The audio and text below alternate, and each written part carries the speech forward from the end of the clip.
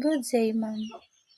Identity business tools, property management system, channel manager, and accounting software. These tools can replace the manual processes described in the scenario. A PMS can manage reservations and housekeeping. Channel manager can automate online booking, distribution, and accounting software can handle financial reporting. 2. Explain efficiency improvements. Each tool improves efficiency by automating and centralizing tasks. PMS automates guest reservations and check-ins. Centralized housekeeping schedules reduce manual data entry. Errors provides real-time availability updates. Channel Manager automatically updates room availability across all online travel agencies or OTAs, simultaneously preventing overbooking and saving significant time compared to manual updates. Accounting software automates financial calculations, generates reports instantly, ensures compliance, and reduces the time and effort associated with manual bookkeeping. Number 3. Describe a challenge and solution.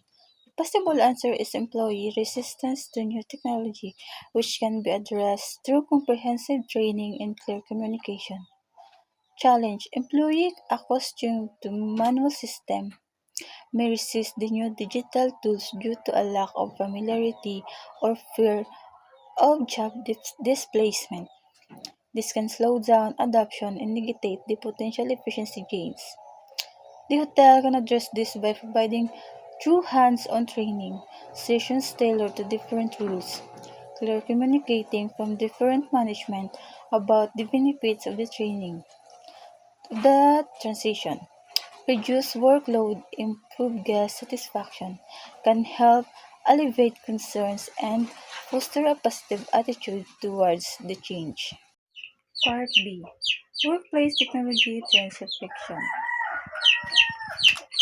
Cloud computing. Cloud computing is a technology that allows users to store, manage, and process data and application over internet rather than on a local server or personal computer. It enables on-demand access to a shared pool of configurable computing resources, e.g. networks, server storage, application, and services. 2. Provide one real or realistic example of how this trend is used in hospitality. Hotel Property Management Systems (PMS). Many hotels use cloud-based property management system (PMS) to manage operations instead of maintaining physical servers on site. The hotel accesses the software via the internet. This allows staff to manage reservations, check-ins, billing, and guest service from various devices and locations, ensuring data is always backup and accessible. Number 2. Discuss how this trend may affect future hospitality jobs, skills required, work processes, or career opportunities.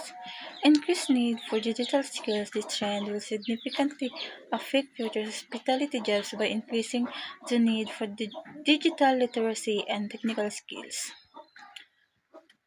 Skills required: employees will need to be proficient in using cloud-based software and mobile devices for daily tasks. Roles may shift towards data analysis and managing digital guest experiences. Traditional manual processes like paper-based records will be replaced by streamlined automated digital workflows, improving efficiency and reducing errors. New job opportunities may emerge in areas such as IT support for cloud systems, data management, and digital marketing, while some back-office administrative roles might be reduced or redefined.